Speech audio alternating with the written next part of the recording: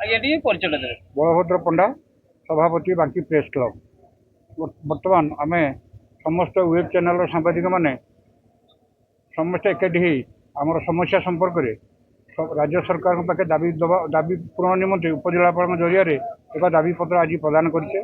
ଆମର ଉପଜିଲ୍ଲାପାଳ ମନୋଜ ଦାସ ସେ ସହଯୋଗର ସହିତ ତାକୁ ଗ୍ରହଣ କରି ନିଜେ ବି ପ୍ରକାଶ କରିଛନ୍ତି ଯେ ମୁଁ ଏଟା ସରକାରଙ୍କ ପାଖକୁ ପଠାଇଦେବି।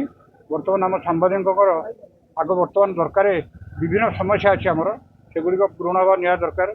ସମସ୍ତଙ୍କୁ ସରକାରଙ୍କ ତରଫରୁ ପରିଚୟ ପତ୍ର ପ୍ରଦାନ ଏବଂ ଇନ୍ସୁରାନ୍ସ ମଧ୍ୟ ହେବା ସମସ୍ତଙ୍କ ଦରକାର। ଆଜିକାଲି ସରକାର ଗାଁ ଗାଁରେ ଇନ୍ସୁରାନ୍ସ କଲେଣି, ତେଣୁ ସାମ୍ବାଦିକମାନଙ୍କୁ ପ୍ରାୟୋରିଟି ବେସିସ୍ରେ ସମସ୍ତଙ୍କୁ ତାଙ୍କର ଜୀବନ ବୀମା କରିବା କଲେ ସମସ୍ତ କ୍ଷେତ୍ରରେ ଉପକୃତ ହେବେ। ଟିକେ ପରିଚୟ ଦେବେ।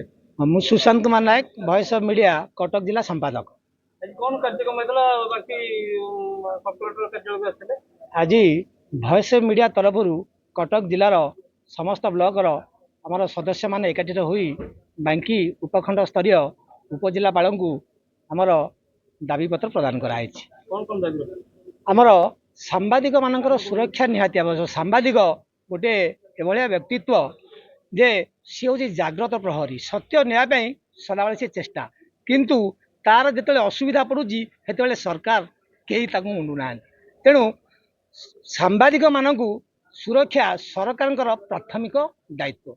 ମୁଁ ସରକାରଙ୍କୁ ଆଜି ଭଏସ୍ ଅଫ୍ ମିଡ଼ିଆ ତରଫରୁ ବା ସାମ୍ବାଦିକମାନଙ୍କ ତରଫରୁ ଅନୁରୋଧ କରୁଛି ଆମର सम्मान को तो पर कथा सुरक्षा सबुठार वर्तमान समाज रे सुरक्षा ही मुख्यतः आवश्यक, जहाँकि आम पाखे आमर निजस्व सुरक्षा ना सम्मान तो पाइबा दूर कथा ना प्रिंट मीडिया ना आमर डिजिटल मीडिया ना इलेक्ट्रोनिक्स मीडिया कहीं भी बर्तमान कौन सी क्षेत्र में सांबादिक मैंने सुरक्षित पाई पार ना। तेणु ताहा सरकार निकट में दाबी एवं से हृदयंगम करने दरकार।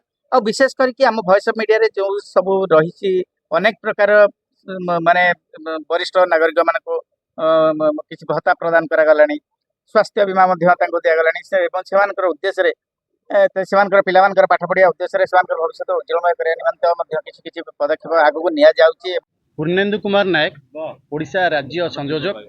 आज वॉइस ऑफ मीडिया तरफ सर्वप्रथम कहीदेवा चाहिए वॉइस ऑफ मीडिया हूँ गोटे नेशनल जर्नालिज्म फोरम जे नेशनल प्रेसिडेंट रही संदीप काले निर्देश क्रमे आज समग्र ओडिशा रे प्रत्येक ब्लॉक और प्रत्येक जिलापाल ऑफिस रे गोटे सांबादिक मानकर स्वार्थ को लेकिन 5 दफा दाबी दि जाइए। दाबी पूर्वर बहुत थर दि जाइए, पूर्व सरकार रे ए दाबी दि जाते एपर्यंत विचाराधीन रही किसी पदक्षेप नि जाए नहीं।